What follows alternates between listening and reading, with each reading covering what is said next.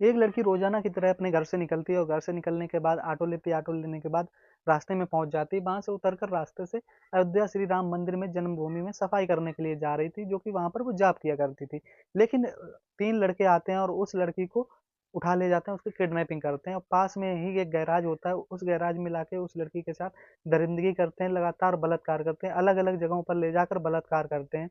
अब लड़की बहुत ज्यादा बेसुध हो चुकी थी। उस लड़की को एक पास के ही मार्केट में छोड़ दिया जाता है। जब उस लड़की को पास के मार्केट में छोड़ा जाता है, तब क्या होता है आज हम एक कहानी के माध्यम से जानेंगे और समझेंगे आखिर मामला क्या है पूरा। नमस्कार दोस्तों, मैं पुष्पेंद्र सिंह आज आपके सामने फिर एक सच्ची घटना लेके आया हूँ, जिसे सुनकर आप भरोसा नहीं करेंगे कि श्री राम जन्मभूमि में सफाई करने वाली लड़की के साथ भी ऐसा हो सकता है। एक ऐसा पवित्र स्थान, जो धार्मिक स्थान है, वहां पर भी इस तरह के कुकृत्य हो रहे हैं।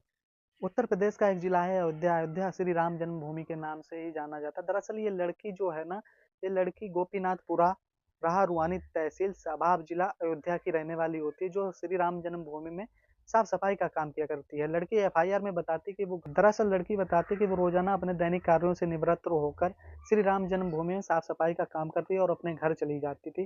तभी उसका संपर्क एक वहीं के बंश चौधरी नाम के लड़के से हो जाता। वो लड़का करीब उस लड़की को 4 साल से जानता था और उस लड़की को अक्सर वहाँ मंदिर में छोड़ने आया करता था। और उस लड़की के संपर्क में आते वो लड़का उस लड़की को अक्सर इधर-उधर ले जाने की बातें किया करता था। लेकिन लड़की बताती कि वो कहीं नहीं जाती है और उसको साफ-साफ मना कर देती है। 6 अगस्त 2024 को लड़का अपना जन्मदिन बताकर उस लड़की को ले जाता है कि तुम मेरे साथ चलो, मेरा जन्मदिन है और किसी होटल में पार्टी रखी है, वहाँ मनाएँगे और कुछ देर बाद तुम्हें मंदिर में छोड़ देंगे, तुम साफ-सफाई करना जाके। इतनी बात वो उस लड़की को कहता है, क्योंकि लड़की उस लड़के को पहले से जानती थी। तो वो लड़की मान जाती है और कहती है कि ठीक है, तुम मुझे जल्दी मंदिर में छोड़ देना चलकर। इतनी बात उन दोनों के बीच होती है और लड़का उस लड़की को अपनी बाइक पर बिठाकर एक होटल में ले जाता है, जिस होटल में उसके दोस्त पहले से ही मौजूद थे। लड़की को देखकर लग रहा था कि वास्तव में एक जन्मदिन बर्थडे पार्टी रखी गई है, लेकिन लड़की को जरा भी भनक नहीं थी कि उसके साथ वहां पर क्या होने वाला है।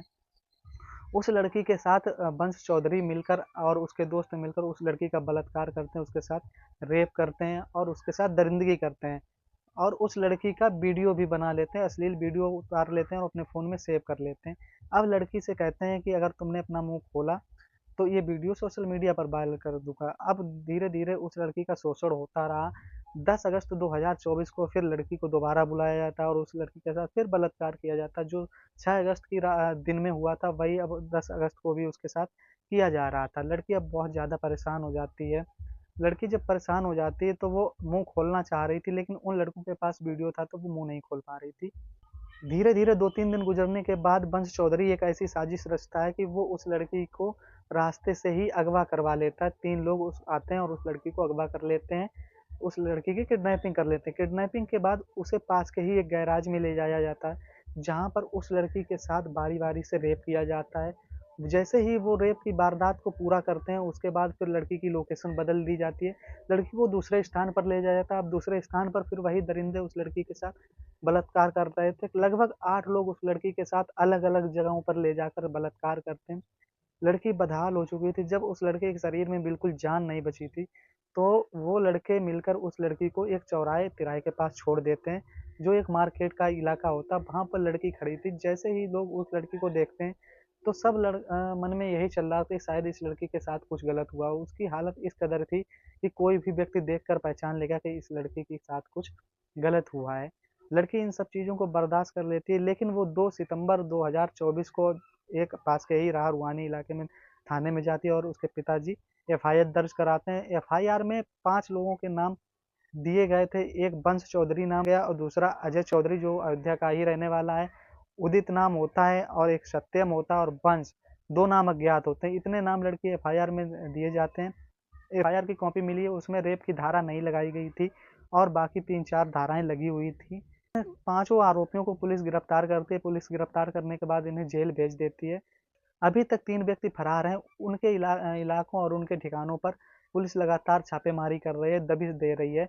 मोबाइल की सीडीआर भी निकाला गया है, लेकिन सीडीआर से अभी तक कोई भी पता नहीं लग पाया है कि वो 3 व्यक्ति गायब हैं, तो गए कहाँ हैं। लेकिन पुलिस की नज़रों से कौन बच पाता है। पुलिस के कहा जाता है, पुलिस के हाथ इतने लंबे होते हैं कि पुलिस कहीं ना कहीं से तो उनको खोज ही लेगी। लगातार पुलिस उनके इलाका ठिकानों पर दबिश दे रही है। अभी वो आरोपी फरार हैं। बाकी जो 5 आरोपी हैं उनको जेल में डाला गया है, गिरफ्तार करके जेल भेजा गया है। उधर लड़की लगातार मुख्यमंत्री योगी आदित्यनाथ से न्याय की फरियाद लगा रही है, न्याय की गुहार कर रही है कि उसे जल्द से जल्द न्याय दिलाया जाए और मामले को फास्ट कोर्ट में चलाया जाए, जिससे कि आरोपियों को जल्द से जल्द सख्त से सख्त सजा मिल सके।